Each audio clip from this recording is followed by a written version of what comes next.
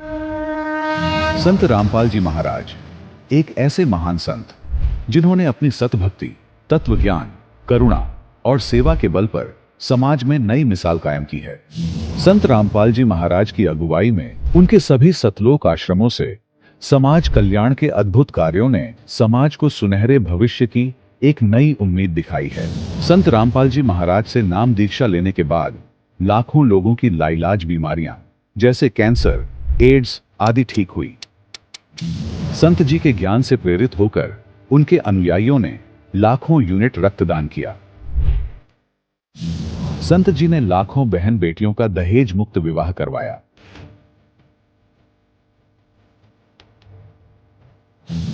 संत जी ने लाखों लोगों का नशा छुड़वाया, करोड़ों उजड़े परिवार बसे। संत जी के आश्रमों में समागम के दौरान निःशुल्क नेत्र चिकित्सा, दंत चिकित्सा प्रदान की जाती है। संत रामपाल जी महाराज द्वारा समय समय पर पर्यावरण संरक्षण के उद्देश्य से बड़े स्तर पर वृक्षारोपण किया जाता है। संत जी ने जरूरतमंदों को तत्काल राहत पहुंचाने के लिए एम्बुलेंस सेवा शुरू की। संत जी अपने अनुयायियों को देहदान के लिए प्रेरित करते हैं, जिससे मानवता की सेवा और चिकित्सा क्षेत्र में सुधार हो सके। संत रामपाल जी महाराज के सभी आश्रमों में हर रोज निःशुल्क भंडारा आयोजित किया जाता है, जहां हर वर्ग, हर जाति और हर धर्म के लोग एक साथ बैठकर भोजन करते हैं।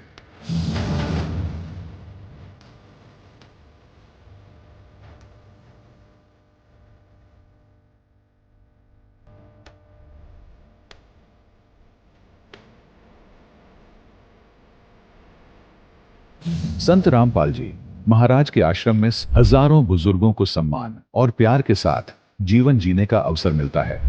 उनके खाने, रहने और स्वास्थ्य की पूरी जिम्मेदारी संत रामपाल जी महाराज उठाते हैं।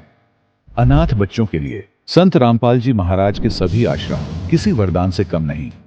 यहां उन्हें शिक्षा, संस्कार और भविष्य के लिए बेहतर अवसर प्रदान किए जाते हैं। चाहे बाढ़ हो, भूकंप या महामारी, संत रामपाल जी महाराज और उनके अनुयायी हमेशा ही जरूरतमंदों के लिए सबसे आगे खड़े रहते हैं। कोविड महामारी के दौरान संत रामपाल जी महाराज के आश्रमों से करोड़ों लोगों के लिए भोजन, दवाइयां और जीवन रक्षक सामग्रियां उपलब्ध कराई गई। चाहे गरीब की मदद हो या किसी शोषित और पीड़ित वर्ग के हक और सम्मान की लड़ाई, संत रामपाल जी महाराज ने हमेशा ही उनकी दबी आवाज को सरकारों तक पहुंचाया है और उन्हें उचित न्याय दिलवाने में अहम भूमिका अदा की है।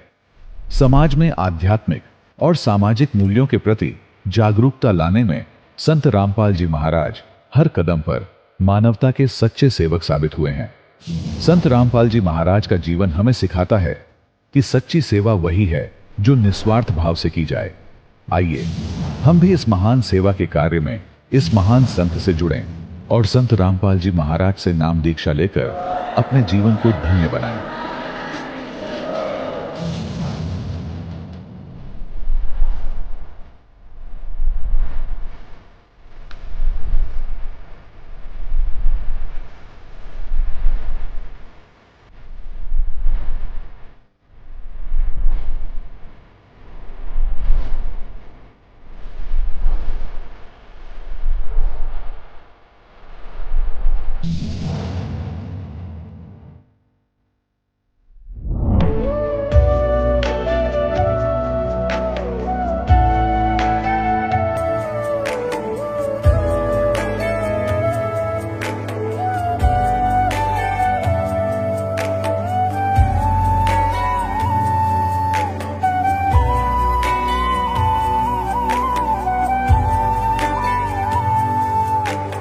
गीता 18 के श्लोक नंबर 62 में भगवान स्वयं कह रहे हैं कि अर्जुन उस परमेश्वर की शरण में जा जिसकी कृपा से परम शांति व शाश्वत स्थान अर्थात सतलोक को प्राप्त होगा।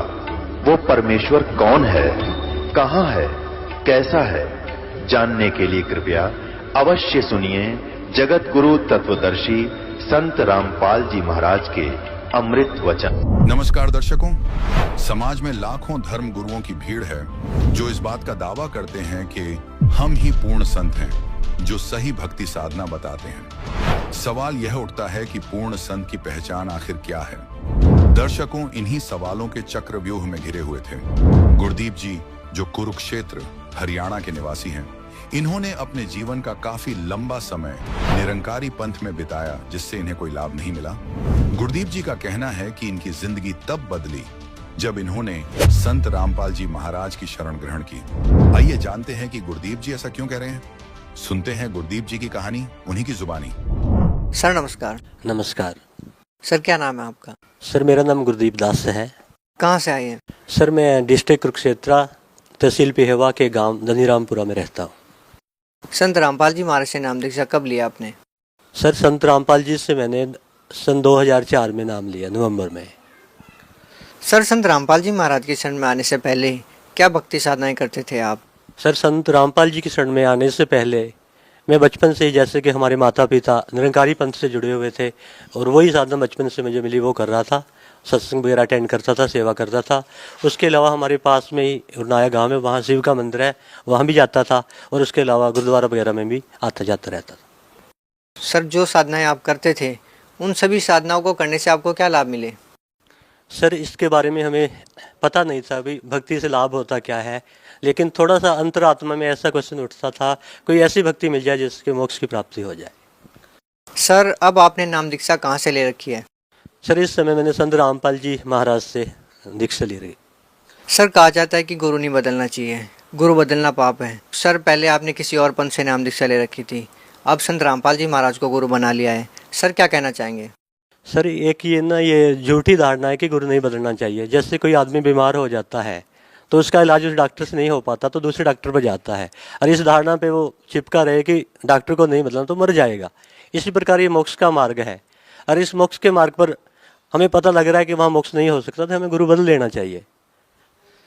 सर, हम आपसे ये जानना चाहेंगे कि संत रामपाल जी महाराज के शरण में कैसे आए आप?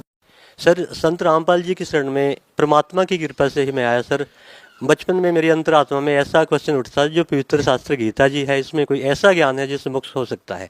जैसे 8वीं में 10वीं क्लास में पढ़ता था स्टूडेंट लाइफ में, तो मेरे मन में आता था कि गीता जी में कोई ऐसा रहस्य है जिससे मोक्ष की प्राप्ति हो सकती है।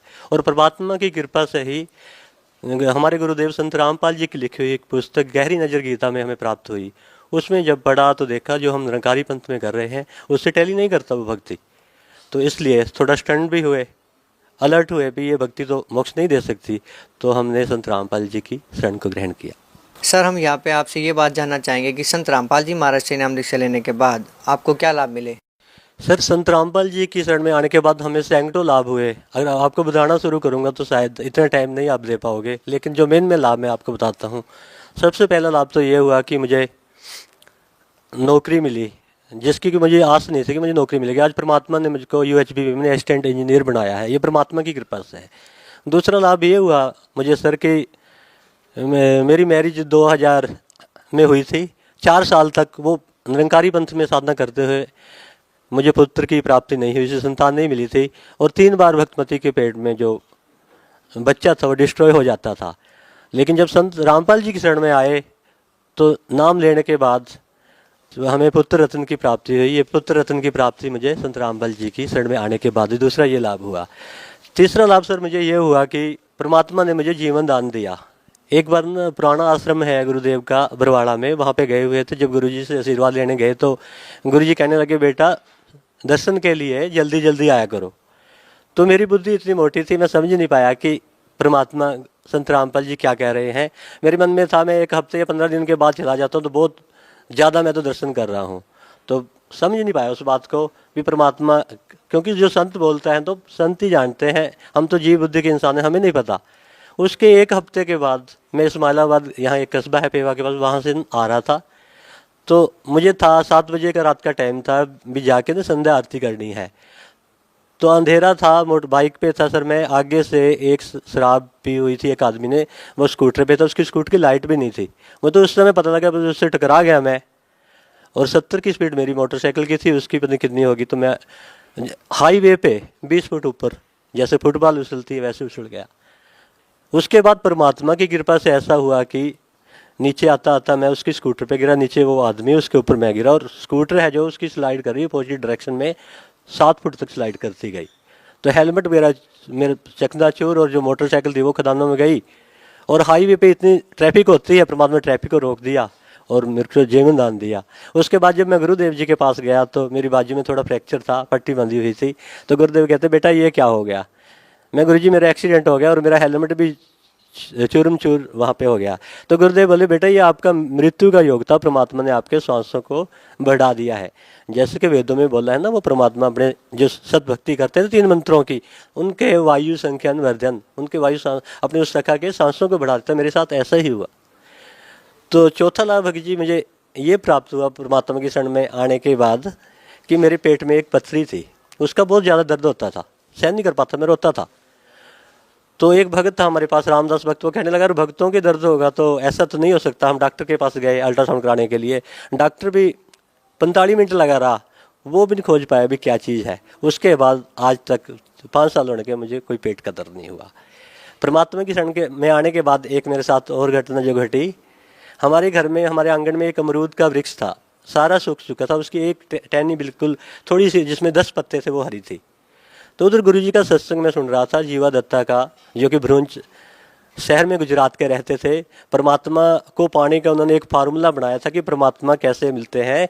ये फार्मूला बनाया था भी ये सूखी टहनी जो मैंने धरती में गाड़ दी है ना, जिस परमात्मा की शरणामत से ये सूखी टहनी हरी हो जाएगी वो परमात्मा होगा। तो मेरे मन में आया परमात्मा तो आज भी वही है जो उस समय था, तो इस अमरूद को पे भी कृपा कर दो, मैं इसके अमरूद होंगे ना आपकी शरण में लेके आऊँगा। तो आज भक्त जी वो अमरूद हरा का भरा है, लाल अमरूद उसको इतने अच्छे लगते हैं, भक्त खाते हैं ना, वो कहते हैं इस लोक के अमरूद नहीं है, ये किसी दूसरे लोक के, वो परमात्मा की कृपा से मिले। ऐसे ऐसे भक्त जी कई लाभ हुए। जैसे एक बार कोई जरूरी डॉक्यूमेंट था, मैंने अपनी उसमें रखा हुआ था अलमारी में, तो मैं उसको ढूंढ रहा था, मुझे नहीं मिला, 3 बार ढूंढ चुका था। मैंने ना दंडवत प्रणाम किया गुरु जी को, मैं परमात्मा आज आप रक्षा करना, ये जरूरी है, मुझे मिलना चाहिए, नहीं तो मेरी भक्ति में खंडन आएगा, चिंता बनेगी। तो तीसरी बार जब अलमारी को खोला, परमात्मा ने उस फाइल को सबसे ऊपर रख दिया।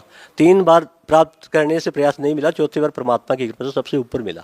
ऐसे ऐसे हजारों चमत्कार परमात्मा कर चुका है। सर हिंदुस्तान में बहुत सारे धर्मगुरु हैं, संत रामपाल जी महाराज से नाम दीक्षा क्यों लिया आपने? सर ये क्वेश्चन आपने काफ़ी महत्वपूर्ण पूछा। गुरु तो बहुत हैं, लेकिन हमें आज तक गुरु जी के बारे में पता नहीं था कि असली गुरु कौन होता है और नकली कौन होता है। किसी भी गुरु को परखने के लिए कोई कसौटी होती है, कोई मापदंड होता है जिसपे उस गुरु को परख सकते हैं। आज तक हमें ज्ञान नहीं था, धार्मिक गुरुओं के शरण में तो गए हुए थे, लेकिन हमें ज्ञान नहीं था कि गुरु को परखना कैसे होता है। गुरु जी संत रामपाल जी के शरण में आने के बाद हमें पता लगा अभी सच्चा गुरु क्या होता है। जैसे कि गीता जी के 16वें अध्याय में बताया है असली गुरु के बारे में, कहता अर्जुन जो शास्त्र विधियों को त्याग कर भक्ति में मनमाना आचरण करता है, ना उनको कोई सुख, ना कोई सिद्धि, ना कोई परम गति। इसलिए भक्ति में तेरा क्या कर्तव्य है, क्या अकर्तव्य है, इसके लिए शास्त्र प्रमाण है, और तो शास्त्र विहित ही कर्म कर। तो अब हमें पता लगा हम तो शास्त्रों से बाहर चल रहे थे। तो ये ज्ञान शास्त्रों के अनुसार आज संसार में कोई नहीं दे रहा। एक तो ये कारण है कि गुरु जी के शरण में आया। फिर उसके बाद जो मंत्र बताए गीता जी के 17वें अध्याय के 23वें श्लोक में, ओम तत्सत इति निर्देशे ब्रह्मणे त्रिविधि स्मृत है ब्रह्मण तेन वेदा च यज्ञ च विहिता पुरा। भी परमात्मा की प्राप्ति के लिए 3 ही मंत्रों का निर्देश है, ओम तत्व सत। जैसे गुरुदेव संत रामपाल जी ने बताया कि ओम तो खुला मंत्र है, तत्व सत कोड में है। आज वर्ल्ड में कोई भी ऐसा गुरु नहीं है कि तत्व सत को बता सके। ओम लेवल तक का भी कोई संत नहीं जिसको पूरी नॉलेज हो कि ओम की भक्ति के साथ क्या टर्म कंडीशन लागू होती है, कैसे किया जाता है, 5 तरह के यज्ञ चलते हैं। तो गीता जी में बताया गया है कि ओम मंत्र जिस परमात्मा का मंत्र है वहाँ से तो भक्ति की शुरुआत है, आरंभ करनी है। आज जितने भी ये संत महात्मा है कोई भी ओम की भक्ति नहीं दे रहा, तो इसलिए संत रामपाल जी के शरण में आया। ऐसे ऐसे और भी कारण, जैसे गीता जी के 4th अध्याय के 34 श्लोक में बताया है, तत्विधि प्राणी पेतन परिप्रश्न ज्ञानी ज्ञानम तत्वदर्शिनीम उपदेशयंती। मोक्ष का मार्ग तो तुझे तत्वदर्शी संत के पास ही मिलेगा, उससे विधि पूछना। तो जितने भी ये संत थे, अगर ये पूर्ण संत होते तो तत्वदर्शी संत अपने नाम के साथ लिखवाते।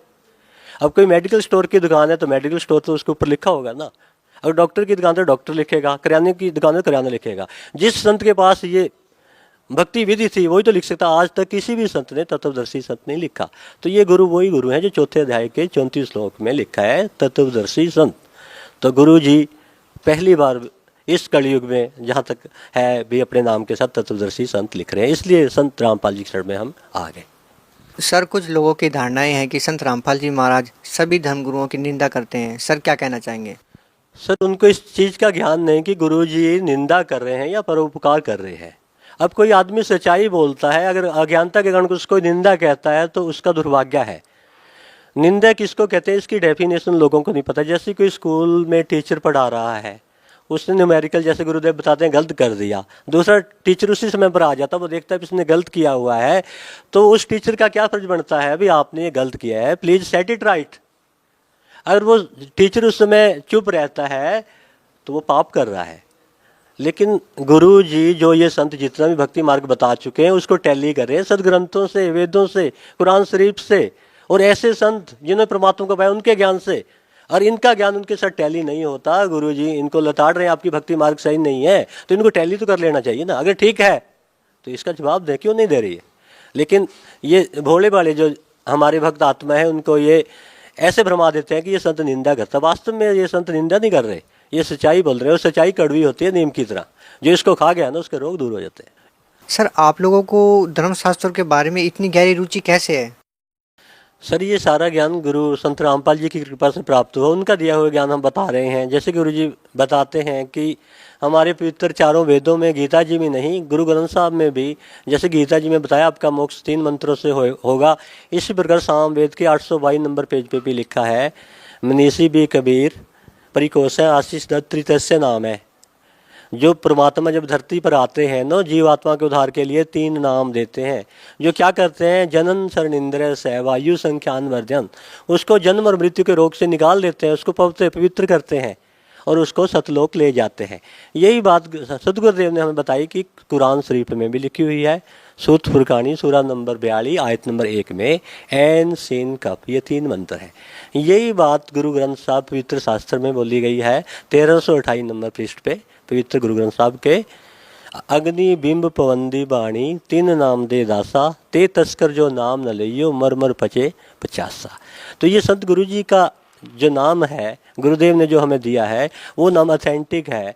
तो जो भक्त समाज आज आप जैसे कहते पढ़े लिखे नहीं हैं, उनके बच्चे घर में पढ़े लिखे हैं, उनके बताने से उनको इस मार्ग को समझकर भक्ति के मार्ग पर लग जाना चाहिए, जिससे उनका भी उद्धार हो और जो पढ़े लिखे हैं उन सब का उद्धार हो। सर जो साधक आज भी संत रामपाल जी महाराज से जुड़ना चाहते हैं वो संत रामपाल जी महाराज से कैसे जुड़ सकते हैं? सर जो लोग संत रामपाल जी से जुड़ना चाहते हैं, आज टीवी चैनल पे आजकल गुरुदेव के सत्संग आ रहे हैं, उनके नीचे पीले येलो कलर की पट्टी आती है, उसमें मोबाइल नंबर होते हैं, उन पर संपर्क करके आप जैसे जिला वाइज सदगुरु जी ने नामदान देने का आदेश दिया, वहाँ पे जाके अपना उद्धार करवा सकते हैं भक्तात्मा। सर संत रामपाल जी महाराज से नाम दीक्षा लेने के लिए कितने पैसे देने होंगे? सर इसके लिए कोई पैसा नहीं देना पड़ता, ये तो लोग वैसे अफवाह उड़ाते हैं। हम जब नाम लिया था कोई पैसा नहीं लिया गया, उल्टा वहाँ से अच्छा खाना मिलता है रहने के लिए और स्नान के लिए, और अच्छा खाना पे मिलता है, कोई पैसा नहीं लिया जाता। ये तो लोग वैसे एक तरह की अफवाह उड़ाते हैं, ऐसा कुछ नहीं है, सच्चाई है, वहाँ कोई पैसा नहीं लिया जाता। सर सतलोक आश्रम बरवाला के बारे में आप क्या कहना चाहेंगे? सतलोक आश्रम बरवाला पूरी धरती पर एक बहुत अच्छा स्थान है, जहाँ के परमात्मा की भक्ति की शुरुआत इस कलयुग में हुई है, और परमात्मा वास्तविक स्थान दे रहे हैं। ऐसा पवित्र स्थान मेरे अंदाजे में तो पूरे विश्व में कहीं भी नहीं है। सर भगत समाज को क्या संदेश देना चाहेंगे? सर भक्त समाज को संदेश तो नहीं, करबद्ध होकर हम प्रार्थना ही कर सकते हैं कि आज तक जितने भी हमारे हिंदुस्तान में इस कलयुग में संत हैं, किसी को भी परमात्मा के बारे में नॉलेज नहीं, परमात्मा कौन है जिसका ऑथेंटिक प्रूफ ये दे सके। जबकि गीता जी के 8वें अध्याय के 9वें श्लोक में लिखा है, कवियम पुराणम अति सीताराम अचिंत्य वर्णन आदित्य वर्णन प्रशस्ते। वो परमात्मा जब यहाँ धरती पर आता है तो एक कवि का रोल करता है, उस परमात्मा की भक्ति करनी चाहिए, और इसी बात का समर्थन हमारे वेद भी करते हैं। जैसे कि हमारे ऋग्वेद में मंडल नंबर 9 में उसकी मंत्र नंबर 16 में बताया गया है, कबीर गिरबी काव्ये न कबीर संत सो में पवित्रम अतियेति रेबन। वो कवियम जो कवि रूप में परमात्मा यहाँ धरती पर आता है, अपनी कबीर वाणी के माध्यम से, अपनी कविताओं के माध्यम से अपनी भक्तात्माओं को पवित्र करता है और 3 मंत्र का नाम देता है। उसको यहाँ प्रसिद्ध कवि की उपाधि दे दी जाती है, जिसके बारे में गीता के 8वें अध्याय के 9वें श्लोक में कवियम बोला है, उसको यहाँ कवि की उपाधि दे दी जाती है।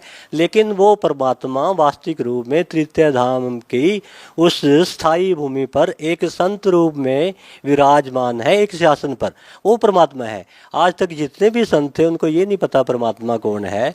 कोई परमात्मा को साकार कह रहा है, कोई निराकार कह रहा है, किसी ने आज तक नहीं बताया कि परमात्मा कबीर है, जिसको कि गुरु संत रामपाल जी ने शास्त्रों के आधार पर सिद्ध कर दिया। इसलिए भक्त समाज से मैं यही करबद्ध प्रार्थना करता हूँ कि शास्त्रों को ध्यान से, गुरुदेव जी की सत्संग को सुनो और उनके आधार पर जैसे वो प्रमाण देते हैं परमात्मा कौन है, उसकी प्राप्ति का क्या साधन है। जब प्रमाण मिल गए तो किंतु परंतु कोई क्वेश्चन नहीं रह जाता, तो आपको परमात्मा की भक्ति करके यहाँ से पीछा छुड़वाना चाहिए, यही संदेश देना चाहता हूँ। सर बहुत बहुत धन्यवाद आपका।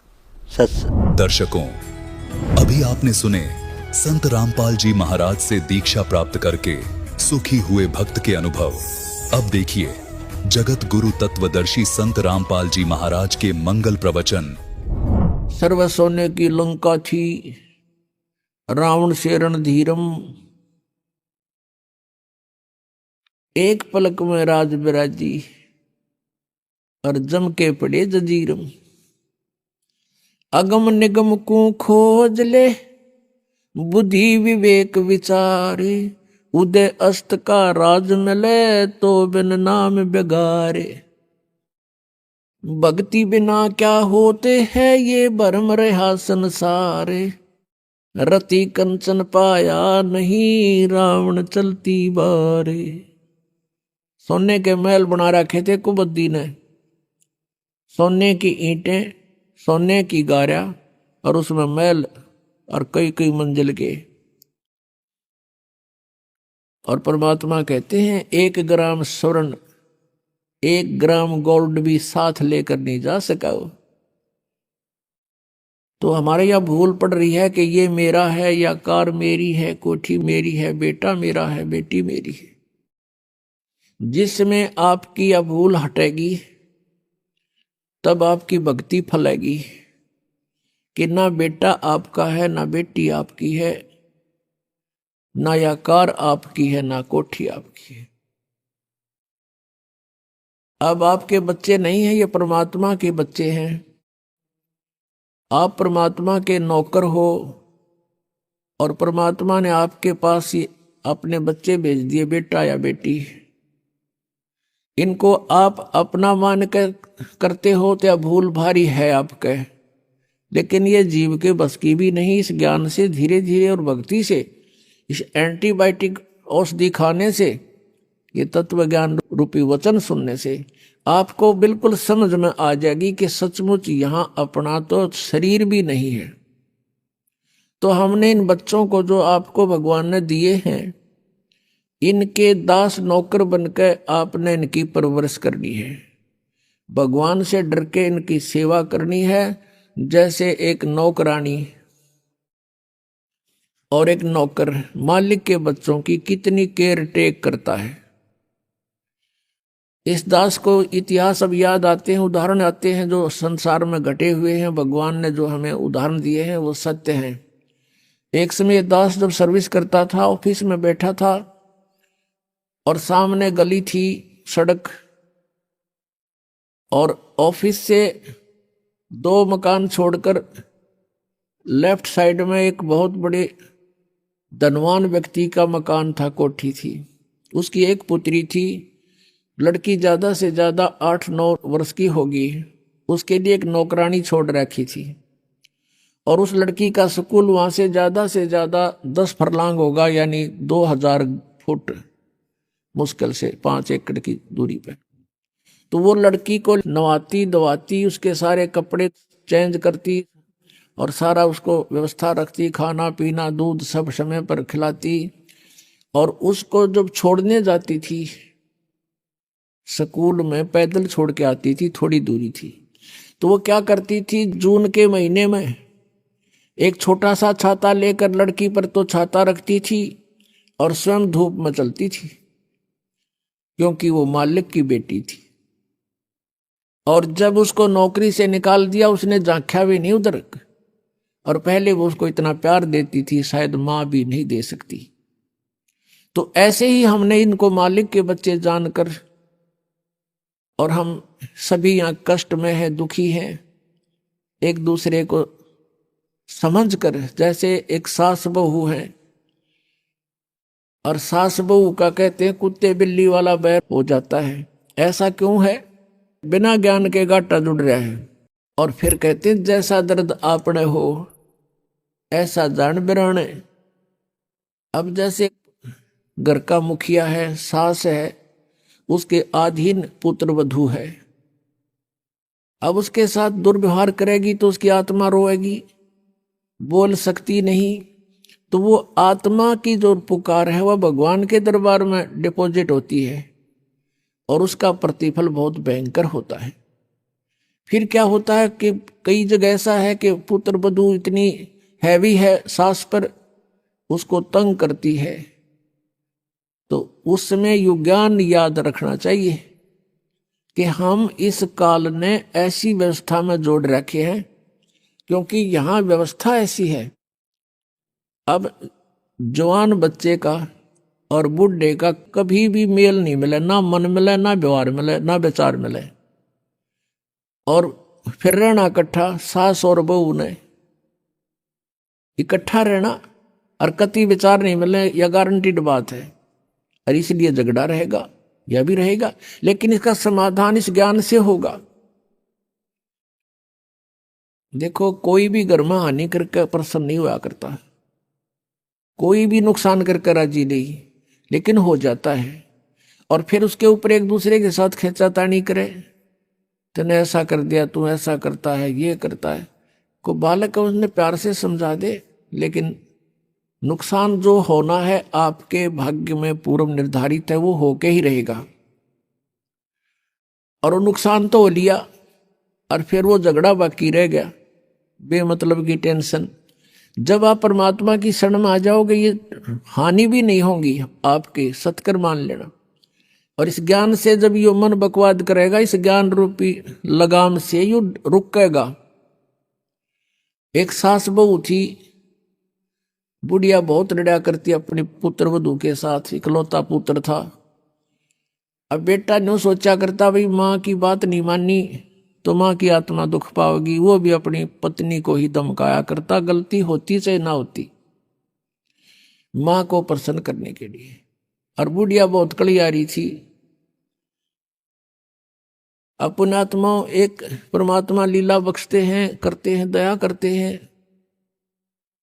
एक बहन सत्संग में जाया करती थी, बुढ़िया माई, वो उनके घर चली गई, कुदरती परमात्मा भेजते हैं।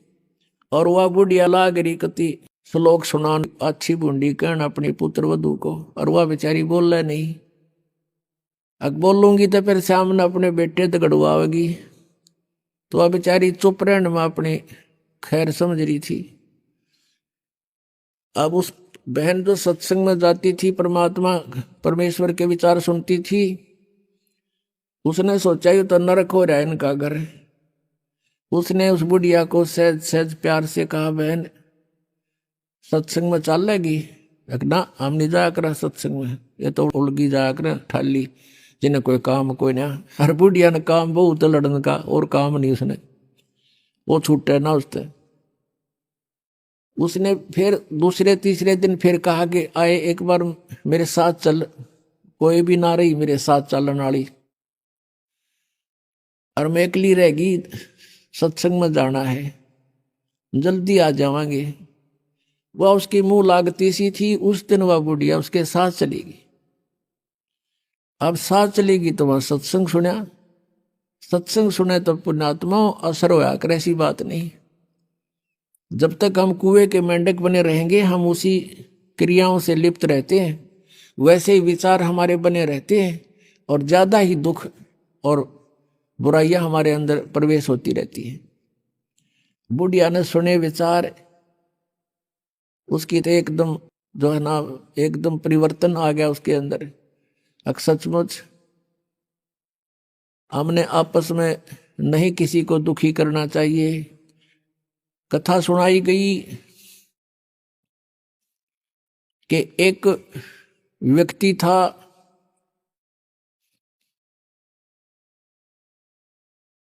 वो कहीं पर साधना कर रहा था, बैठा था, साधना कर रहा था, और एक गाय भागी जा रही थी और वो गर्भवती थी, और उसको ये आभास हो गया था कि कोई कसाई उसके पीछे पड़ा हुआ है। वो आगे वन में ओझल होगी, शिकारी वहां आया, उस साधक से उसने पूछा, गाय देखी आपने? कहते मुंह से नहीं बोला, उसने हाथ कर दिया ऐसे, किधर गई? वो कसाई ने वह गाय ढूंढ ली, वो मार दी। उसका भी प्रतिफल उसको भोगना पड़ा। कहते हैं फिर उसकी बाजू कट गई। इतना भी हम सहयोग देते हैं किसी अन्य दुष्कर्म के अंदर, इतना भी हमें हानि होती है। जैसे हमने मना किया है बीड़ी शराब मांस तम्बाकू पीना नहीं है, और किसी को पीने में सहयोग भी नहीं देना, उठा के भी नहीं देना, उसमें भी हानि होगी। आपको मर्यादा सारी पालन करनी होगी। कहने का भाव ये है कि एक व्यक्ति था और उसकी पत्नी बहुत लड़ा करती, बहुत झगड़ा करती थी, बहुत बुरा बोलती थी। तो किसी ने, वो जो व्यक्ति था अगले जन्म में जिसकी बाजू कटी थी, वो साधना कर रहा था, कहीं पर अगले जन्म में भक्त बन गया। तो उसकी किसी ने आकर के अचानक पहले तो उससे पैसे पूछे, बाबा जी पैसे निकाल सारे। पैसे नहीं है भाई मेरे, उसकी बाजू काट दी।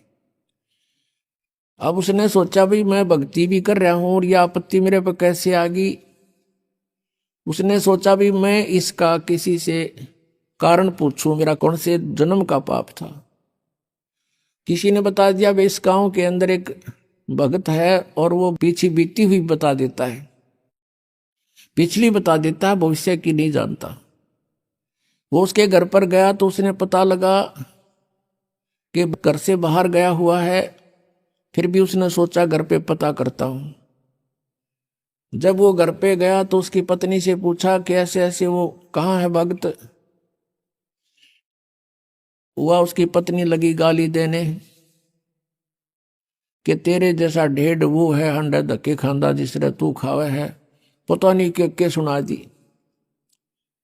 अब जिसका हाथ कटा हुआ था उसने सोची भाई मैं तो गलत आ गया, मेरे साथ मजाक कर दिया, दिखे ना भगता के घर में कैसी बात होया करे, इसी ने कमी होया करे। वो वापस चल पड़ा। रास्ते में किसी ने बता दिया कि तू जिसका घर पूछा था ये आ रहा वो व्यक्ति। उसने उसको सोचा ले चल आया है बाहर, बात कर लेता हूं। राम रमी हुई, नमस्कार हुआ, कुशल मंगल पूछा। वो जिसका हाथ कटा हुआ था उसने पूछा कि भाई एक बात बता, क्या तू पीछे की जानता सारी? कहाँ जी दया है भगवान की। भाई पहला मेरी तो पाछा बताइए, पहला तू अपनी बताया, तेरे घर में इसी बूंदी कलियारी क्यों करा रही है? ऐसी बेहुदा बोली वाह न बोला, या भी बताऊं पहला यह सुन ले तू। पिछले जन्म में मैं था काग, या थी गधी,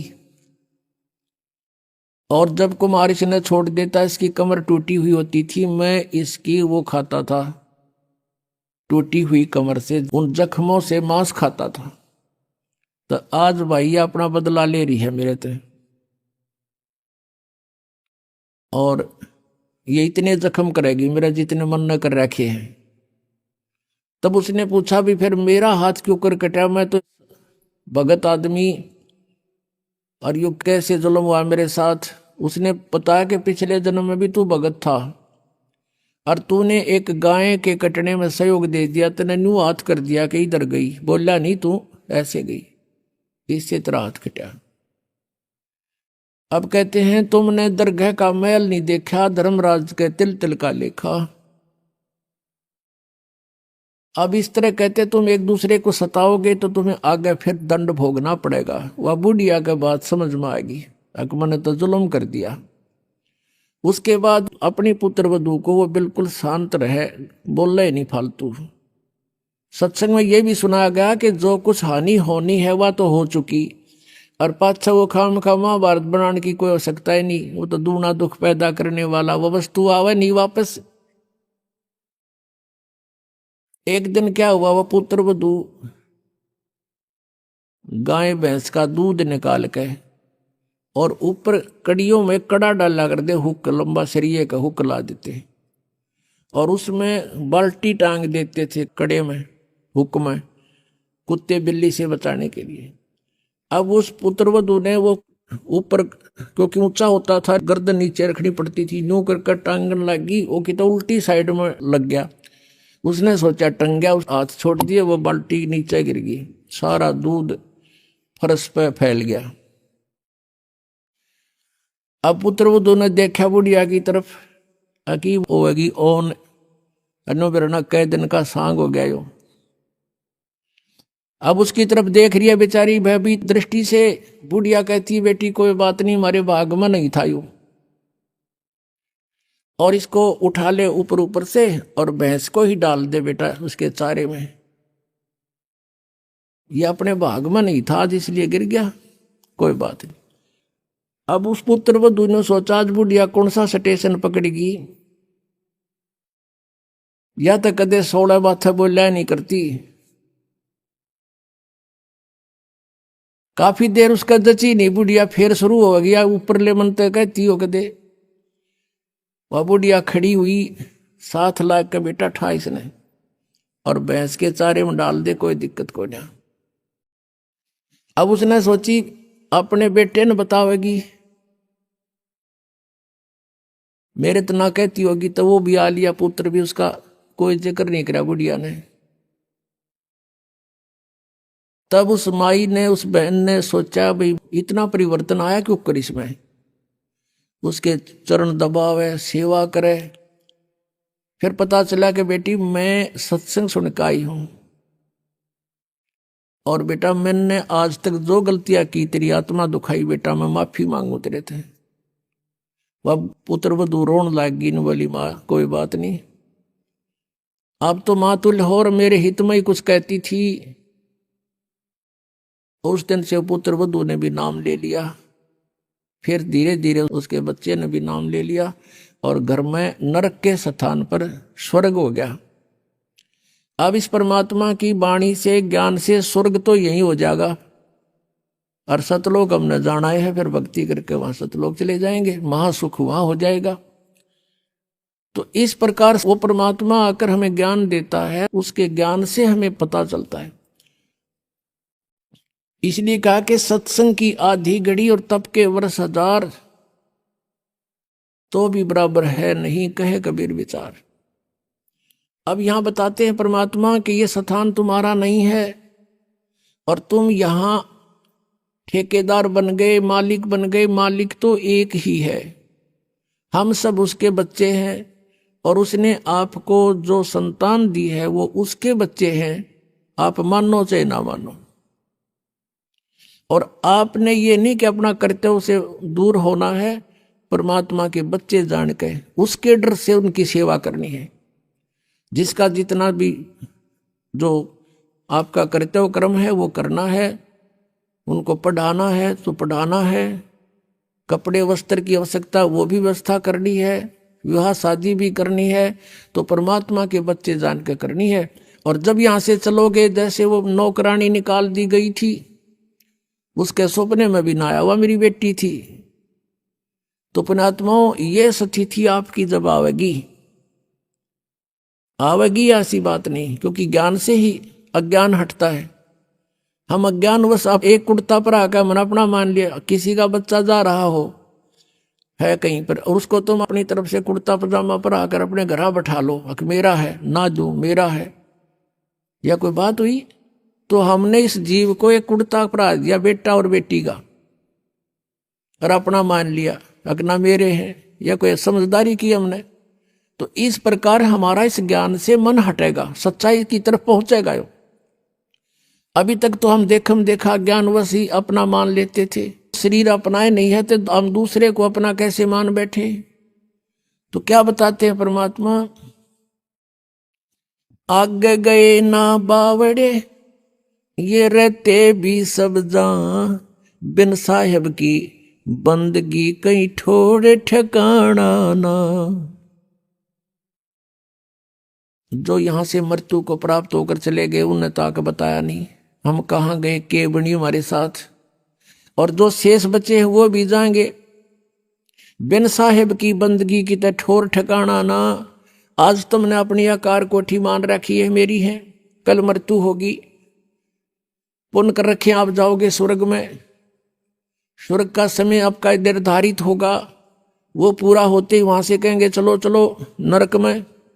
नरक का समय पूरा होता कहेंगे चलो चलो गधे की योनि में। गधे का समय पूरा होता मृत्यु होगी, मृत्यु होती चलो फिर कुत्ते की योनि में। कुत्ते की योनि भोगी फिर चलो मनुष्य की योनि में। मनुष्य की योनि में ये आप देख रहे हो क्या करते हो, ये करते खत्म होते फिर चलो नरक में। तो ये चलो चलो सतलोक में मिटेगी। और उसके मिटाने का प्रोसीजर अब हमें पता लग गया। अब इस चलो चलो के नाश करने का, समाप्त करने का हमें पता लग गया, वह विधि का पता लग गया। परमात्मा ने क्या बताया है, जग सारा रोगिया रे, जिन सतगुरु वेद न जाण्या।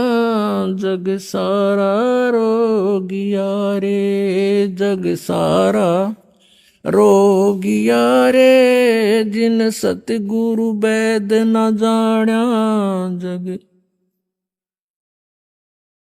जग सारा रोगिया रे, जिन सतगुरु वेद न जाण्या। जग भाई जन्म मरण का रोग लग्या है, तृष्णा बडरी खांसी। जन्म मरण का रोग लग्या है, तृष्णा बडरी खांसी। आवागमन की डोर गले में पड़ी काल की फांसी। जग सारा रोगिया रे, जिन सतगुरु वेद न जाण्या। जग सारा रोगिया रे, जिन सतगुरु वेद न जाण्या। जग सारा रोगिया रे। भाई सच्चा सतगुरु कोई न पूजे, इन झूठों जगपतियासी। सच्चा सतगुरु कोई न पूजे, इन झूठों जगपतियासी। अंधे की बाँ गही अंधे ने, मार्ग कौन बतासी। जग सारा रोगिया रे, जिन सतगुरु वेद न जाण्या। जग सारा रोगिया रे, जग सारा रोगिया रे, जिन सतगुरु वेद न जाण्या। जग सारा रोगिया रे। अभी आपने सुने संत रामपाल जी महाराज के मंगल प्रवचन। आइए अब सुनते हैं संत रामपाल जी महाराज से नाम दीक्षा लेकर सतभक्ति करके अद्भुत लाभ प्राप्त करने वाले अनुयायी के विचार। दर्शकों, यदि आप नरेला दिल्ली के निवासी कमल किशोर जी की कहानी सुनेंगे तो आपको अपनी पारंपरिक भक्ति साधना पर संदेह होने लगेगा, क्योंकि पारंपरिक भक्ति साधना करते हुए भी कमल जी को अनेकों कष्ट हुए। कमल जी साईं बाबा को इष्ट रूप में पूजते थे। इतनी भक्ति साधना करते हुए भी इन्हें बवासीर जैसी गंभीर बीमारी थी, जिसके इलाज के लिए ये बड़े से बड़े डॉक्टर के पास जा चुके थे। जब विज्ञान से समाधान होते हुए नजर नहीं आया तो इन्होंने माता वैष्णव देवी के मंदिर का दरवाजा खटखटाया, लेकिन अफसोस वहां से भी इन्हें राहत नहीं मिली। कमल जी का कहना है कि इन्हें राहत तब मिली जब इन्होंने संत रामपाल जी महाराज की शरण ग्रहण की। आज ये दुनिया को बता रहे हैं कि संत रामपाल जी महाराज ही पूर्ण संत हैं। आइए जानते हैं कि कमल जी ऐसा क्यों कह रहे हैं। सुनते हैं कमल जी की कहानी उन्हीं की जुबानी। सर नमस्कार। नमस्कार जी। क्या नाम है जी आपका? मेरा नाम कमल किशोर है सर। कमल जी कहाँ से आए हैं आप? मैं नरेला दिल्ली का रहने वाला हूँ। सर आपसे जानना चाहेंगे, संत रामपाल जी महाराज जी की शरण में आने से पहले आप क्या भक्ति साधना करते थे?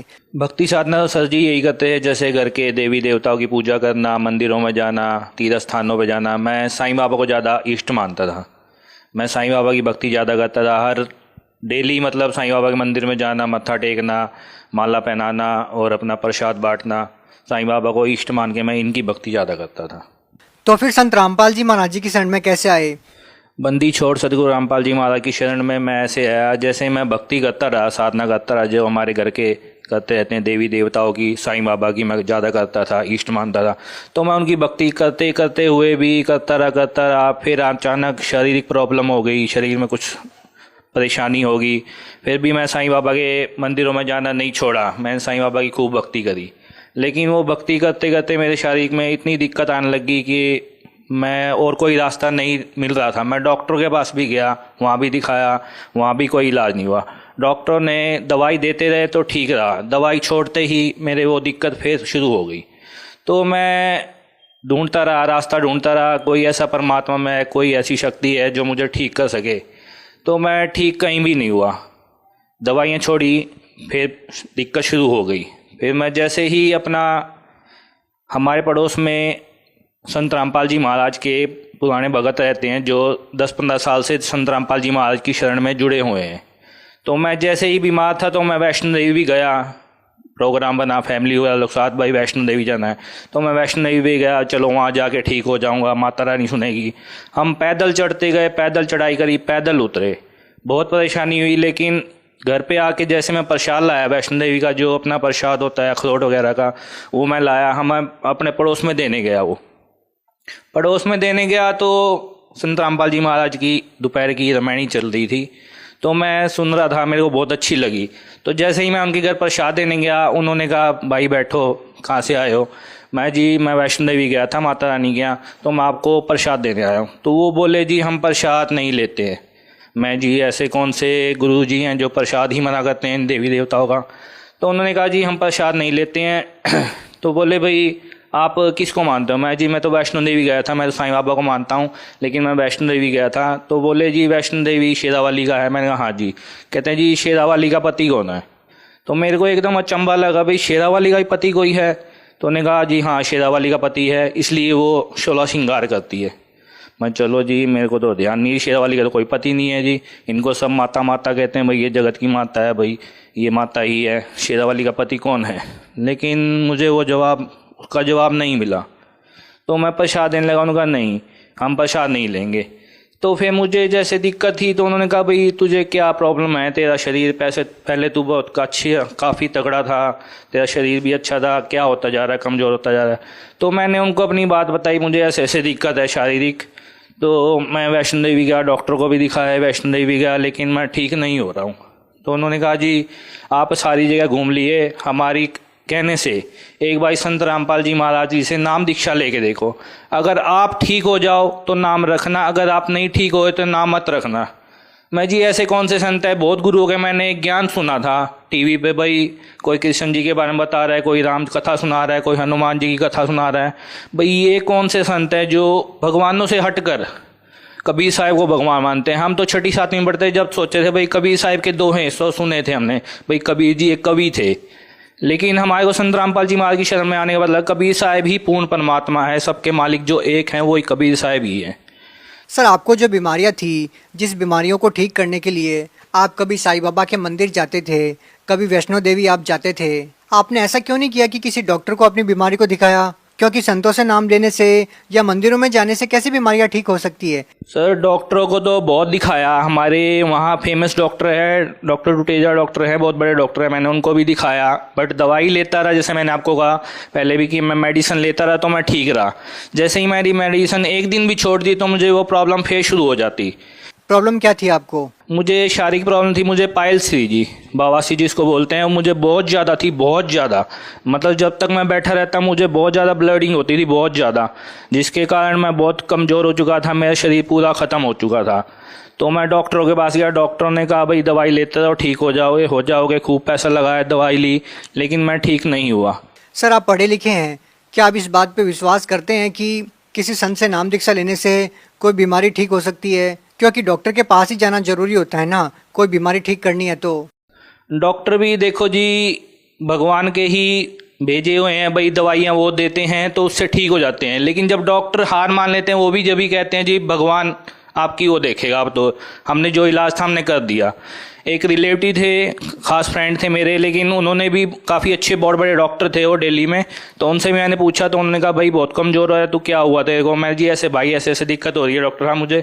तो बोले भाई इसका एक ही ऑपरेशन है इलाज, और कोई इलाज नहीं है। आप ऑपरेशन करवाओगे ठीक हो जाओगे, ऑपरेशन नहीं करवाओगे तो आप दवाई लेते रहोगे ठीक रहोगे, दवाई छोड़ दोगे आपकी ये प्रॉब्लम फिर शुरू हो जाएगी। लेकिन मैंने कहा भाई मैं ऑपरेशन तो नहीं करवाऊँगा, कहते इसके बाद कोई इलाज नहीं है, ऑपरेशन ही करवाना पड़ेगा आपको। मैं ठीक है चलो मैं ऑपरेशन के लिए देखता हूँ।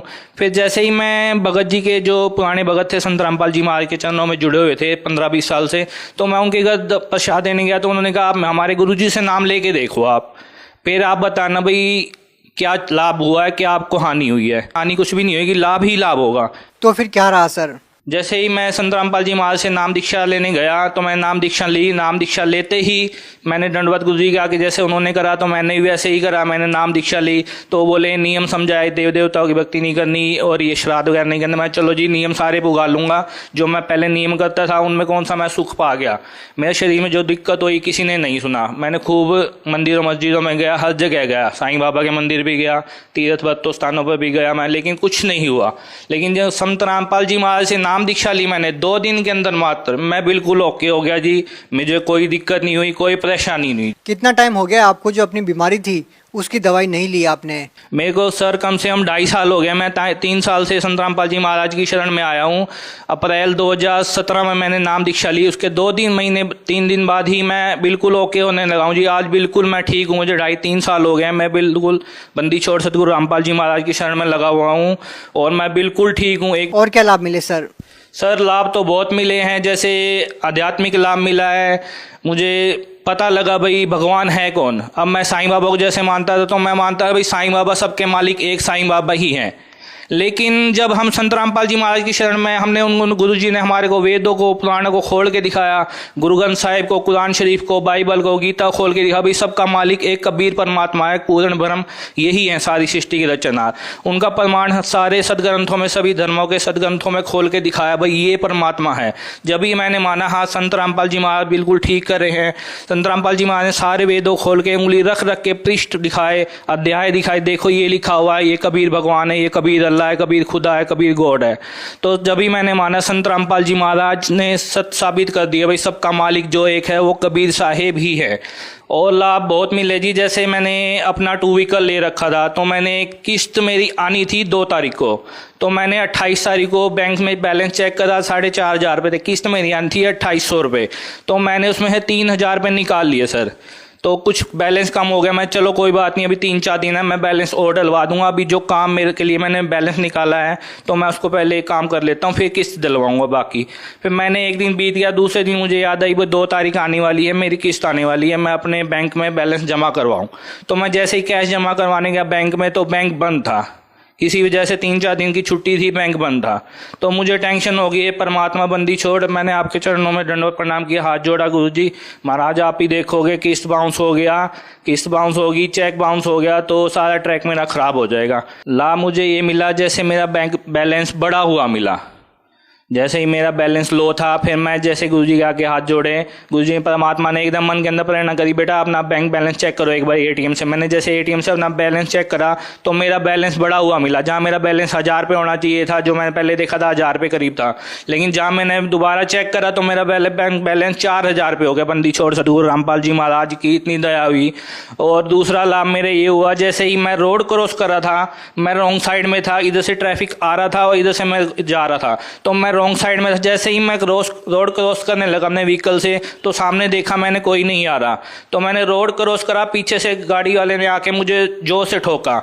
बड़ी स्कॉर्पियो गाड़ी थी, उसने मुझे साइड मारी। मैं बंदी छोड़ सतगुरु रामपाल जी महाराज जो हमने हमारे को नाम दीक्षा जो मंत्र दे रखा है, सतनाम का सुमरण करता हुआ जा रहा था, तो संत रामपाल जी महाराज ने उसी टाइम मेरे स्कूटी को एकदम बिल्कुल रोक दिया। ना मैं इधर गिरा, ना मैं उधर गिरा, ना मैं कहीं जाकर मुझे कुछ चोट लगी। टक्कर इतनी जबरदस्त थी, भगत जी आसपास वाले देखने वाले डर गए, भाई भगत जी को, इसको लड़के को कुछ हो गया, अब ये नहीं बचेगा। लेकिन मैं स्कूटी पे ही बैठा रहा और मेरी स्कूटी ना इधर हुई ना उधर, ना आगे ना पीछे हुई, मैं बिल्कुल सेफ रहा। लेकिन घर जाके मैंने गुरु जी के दंडों पर प्रणाम करी है, परमात्मा आपने रक्षा करी है, आप ही रक्षा करोगे। तो मैंने घर जाके देखा तो मुझे यहाँ पे हल्की सी खरोच आई थी, इसके अलावा मुझे कुछ भी नुकसान नहीं हुआ। संत रामपाल जी महाराज की ये बहुत बड़ी दया हुई मेरे ऊपर। सर, आप भगत समाज को क्या संदेश देना चाहते हैं? भगत समाज को मैं संदेश नहीं, बस हाथ जोड़ के प्रार्थना कर सकता हूँ, सिर्फ संत रामपाल जी महाराज ही पूर्ण संत इस धरती पर आ रहे हुए हैं, कबीर साहिब के अवतार। अगर आपको विश्वास करना है तो 15-20 दिन उनका सत्संग देखें, सत्संग से आपको विश्वास हो जाएगा। आजकल समाज पढ़ा लिखा है, अपने वेदों पुराणों को उठा के खुद पढ़ सकता है, तो आप पढ़ लिख के देखें भाई कि संत रामपाल जी महाराज गलत बता रहे हैं सही बता रहे हैं। 15-20 दिन सत्संग देखें, हाथ जोड़ के प्रार्थना है, आप सिर्फ 15-20 दिन ही सत्संग देखें, फिर आप निर्णय कीजिए संत रामपाल जी महाराज झूठ बोल रहे हैं या सच बोल रहे हैं, तो आपको विश्वास हो जाएगा क्या ये सच है या क्या झूठ है। धन्यवाद सर। सच साहिब।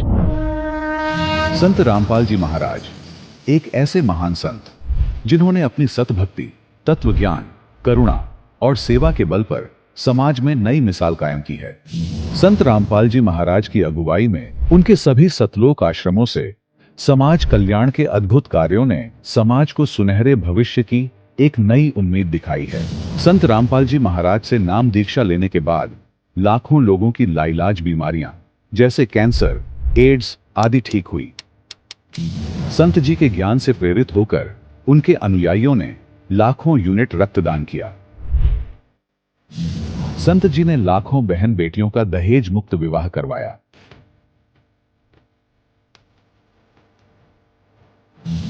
संत जी ने लाखों लोगों का नशा छुड़वाया, करोड़ों उजड़े परिवार बसे।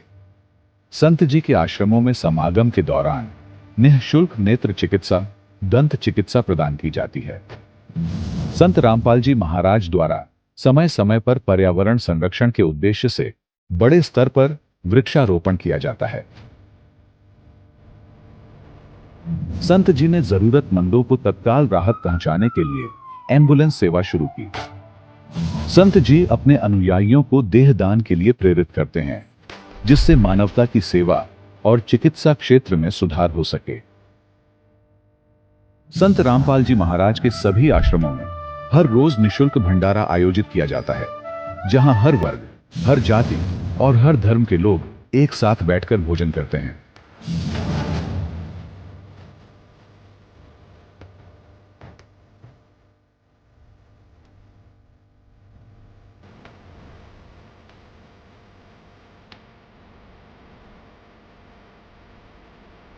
संत रामपाल जी महाराज के आश्रम में हजारों बुजुर्गों को सम्मान और प्यार के साथ जीवन जीने का अवसर मिलता है।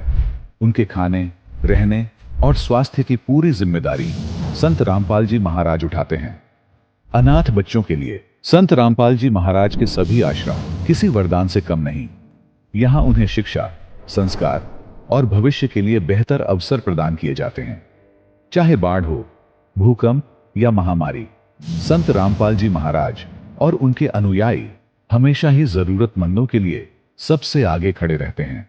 कोविड महामारी के दौरान संत रामपाल जी महाराज के आश्रमों से करोड़ों लोगों के लिए भोजन, दवाइयां और जीवन रक्षक सामग्रियां उपलब्ध कराई गई। चाहे गरीब की मदद हो या किसी शोषित और पीड़ित वर्ग के हक और सम्मान की लड़ाई, संत रामपाल जी महाराज ने हमेशा ही उनकी दबी आवाज को सरकारों तक पहुंचाया है और उन्हें उचित न्याय दिलवाने में अहम भूमिका अदा की है। समाज में आध्यात्मिक और सामाजिक मूल्यों के प्रति जागरूकता लाने में संत रामपाल जी महाराज हर कदम पर मानवता के सच्चे सेवक साबित हुए हैं। संत रामपाल जी महाराज का जीवन हमें सिखाता है कि सच्ची सेवा वही है जो निस्वार्थ भाव से की जाए।